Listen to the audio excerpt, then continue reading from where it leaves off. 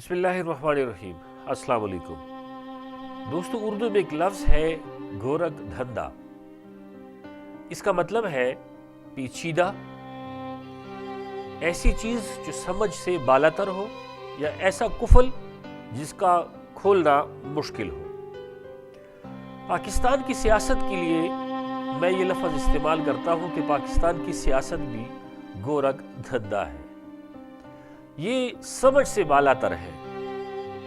अगर आप इस पे गौर करें तो आपको एक अजीब सी दुनिया बसी हुई इसमें नज़र आती है कि जिसमें सिर्फ मफाद ही मफाद है। कल जो पार्टी राइट विंग की थी, आज लेफ्ट की पार्टी बनी हुई है, और जो लेफ्ट की पार्टी थी वो राइट विंग की बनी हुई थी। क्योंकि मफादात की जंग है, जहां से मफाद मिलता है उसी तरफ लोग चले जाते हैं। वैसे तो मैं सियासत के मौजू पे बात नहीं करता, लेकिन एक दिलचस्प टॉपिक था मेरे लिए, तो मैंने कहा इस पे लाजमी बात करनी चाहिए। आप लोगों ने कभी गौर किया है कि सियासत में हमेशा फायदा सियासतदान को क्यों होता है? कभी आप लोगों के इलाके में कोई ऐसा MNA या MPA जो एक दफ़ा सेलेक्ट हुआ हो, वजीर बना हो, और फिर उसके बाद उसने सियासत छोड़ी हो, लेकिन वो आपकी मौजूदगी में कभी गरीब भी हुआ हो? पाकिस्तान में जो लोग MPA MNA बनते हैं वो अमीर से अमीर तर बनते हैं, गरीब कभी नहीं बना, जबकि अवाम गरीब से गरीब तर होती जा रही है। सियासत एक ऐसा बाजार है जहां पे ना कोई उसूल ना कोई कानून। उसूल और कानून अपनी मर्जी से चेंज होते रहते हैं। आज से 10 साल पहले अगर कोई चीज मेरे लिए जायज थी तो आज मेरी नजर में अगर फायदा नहीं है तो नाजायज है, और अगर मेरे लिए 10 साल पहले नाजायज थी तो आज मेरा अगर उसमें फायदा है तो मेरे लिए जायज है।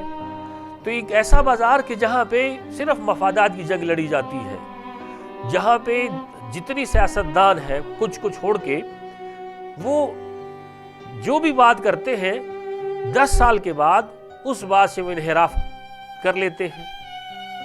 तो एक अजीब सा तमाशा बना हुआ है जिस पे अवाम कभी गौर नहीं करती, जबकि अवाम है कि वो उनके लिए मरे जा रही है। आप इस बात का अंदाजा इससे लगा ले कि सोशल मीडिया पर एक यलगार है, गालम गलोच है, बदतमीजी है, बदअखलाकी है, अखलाकियात का जनाजा निकला हुआ है।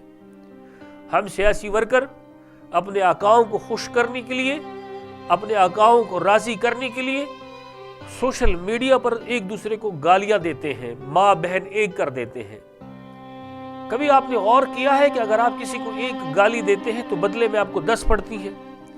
किसके लिए अपनी माँ बहनों को गालियां पड़वाते हो? उन रहनुमाओं के लिए जो सिर्फ अपने फायदे की जंग लड़ते हैं। ऐसे लोगों के लिए हमने अखलाकियात का जनाजा तर निकाल दिया है। कभी आपने गौर किया है कि आज से 30 साल पहले के जो लोग थे, जो असम्बलियों में थे, आज असम्बलियों में कौन बैठा हुआ है? या तो वही लोग हैं, या उनके बेटे हैं, या उनकी बेटियां हैं, या उनके दामाद होंगे, या उनकी बहू होती है। आपने इन 30 सालों में कितने चेहरे बदले हुए देखे? 5% आपको हो सकता है 5% लोग ऐसे हों कि जो सियासत में नए आए हों, या उनका बैकग्राउंड सियासत का नहीं था तो वो आगे हों। लेकिन वो भी आप देखें, उस 5% में भी ज्यादातर लोग वो होंगे जिनके पास पैसा था और पैसे के बलबूते पे आ गए हों। अदरवाइज ऐसे ही होता है कि 5 से 30 साल पहले जो लोग चले आ रहे हैं वही हमारे सामने होते हैं। मौरूसी सियासत का एक दौरा है, बाप के बाद बेटा, बेटे के बाद उसकी औलाद, फिर उसके बाद उसकी औलाद, और हम गुलामों की तरह सर झुकाए खड़े हर बात पे जिंदाबाद मुर्दाबाद के नारे लगाते हैं। हमारे अंदर अकल कब आएगी? मैं क्यों दूसरों के लिए अपनी माँ बहन को सबके सामने कर देता हूँ? खुदा का खौफ करें, कुछ समझे इस बात को। सियासत, पाकिस्तान की सियासत सिर्फ मफाद की जंग है। हो सकता है मेरे इस बात से बहुत सारे लोग इख्तिलाफ भी करते हो, लेकिन मैं इस बात पे कम से कम मुतमईन हूँ कि 80% लोग मेरे बात से इत्तेफाक भी करते होंगे। खुद जिए, दूसरों को जीने दे। अल्लाह हाफिज़।